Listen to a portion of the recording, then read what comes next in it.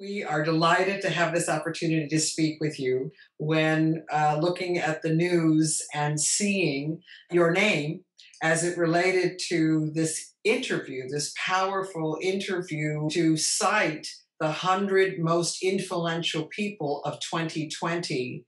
Of course, the article itself, the edition itself was fascinating. Then to spot that you had been tapped to write about General Charles Q. Brown Jr., the first Black chief of the military. And spotting your name, I speculated, but why? But I wanted to ask you, why were you tapped to write that piece? CQ Brown is the Chief of Staff of the United States Air Force, but he is the first Black Chief of Staff of any service. And so I knew him when I was the Air Force Secretary. So I'm the former immediate past Secretary of the Air Force. And I actually got to know CQ. In the Air Force, you have to, succession planning and the development of people has to be very intentional because it's all internal hires, if you will. You can't kind of go out on a national search and get somebody from outside to come in. So there's the development of people is really important. And so CQ is an exceptional leader of character. When he was named as the next Chief of Staff in the Air Force, it was a very big deal, both because he's a soft-spoken, but when he speaks, everyone listens to him, an exceptional combat leader. But at this time, also a role model for a lot of young people who look for role models. When he was sworn in as the Chief of Staff, one of the things that he did was he had the Tuskegee, the surviving members of the Tuskegee Airmen there, who were pilots in the Second World War in an all-black unit. And they actually had one of the historic aircraft was there. They were known as the Red Tails. I can see in your smiles about him and your reflection on how you know him that you are able to capture his leadership qualities.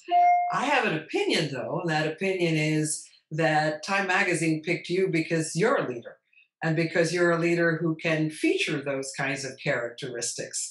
And so with that in mind, I want to take that path a little bit further with you.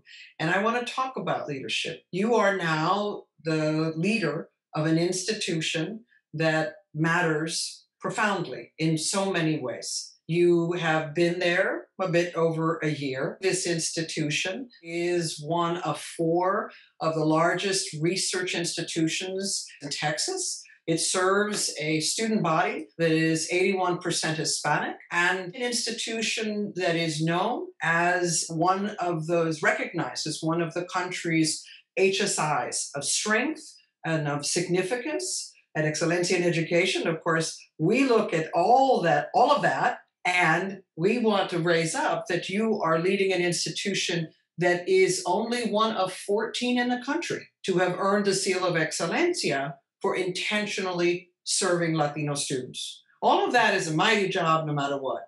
And you're doing it in the middle of a pandemic, in a community that is really having to lean in to cope. How do you find strength? Where do you look for what you are able to do? Hard question, I suppose, in some ways. I'm a woman of faith. I'm driven by a strong commitment to my family and the community that I serve. I think when I was young, I had some specific goals, right? Things that I thought I wanted to do or wanted to be. And as I've gotten older, those goals have become more general. To be a good wife and mother, to be a craftsman at my work, and to make a positive contribution to the community in which I serve. This is one of America's leading Hispanic serving universities. We are a Class 1 research university that hasn't given up its commitment to opening doors of opportunity. And we're deeply committed to that. And I believe that higher education will be one of the things that helps America through and up and out of the economic challenges brought on by the pandemic. Thank you. And your last comments are, in fact, from afar, sitting here in Washington, D.C., with the privilege of working with leaders such as yourself across the country, the targeting of hope, the recognition that there's no one unaffected by this pandemic. There's no one, regardless of the safety that some of us are able to live under. We know the ripples that it's having. when we think together about how this country is going to move forward, the views about higher education, say a little more about that because we pick our sectors. We've picked higher education. Talk more about what higher education can do now. If you look at the last recession, 2008, and the jobs, there are probably 12 million jobs or so created since the last recession.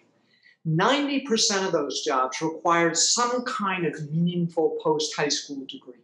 For our parents, my parents who lived as kids through the Depression, that wasn't true after the Depression. And so what was good enough for our parents and our grandparents is not good enough for our children and our grandchildren. They will need more education, and we must ensure particularly that public higher education is there and is not just open, but is committed to serving our students. You know, sometimes people say Hispanic serving institution with the emphasis on the H, and I actually think the emphasis has to be on S. It's about serving, not just keeping the door open, but making sure that students are supported and engaged and welcomed and successful in achieving that pathway to a dream. And not for society's dream for what they should be, but their own very personal dream. I thank you for your time. Most profoundly, I thank you for your leadership.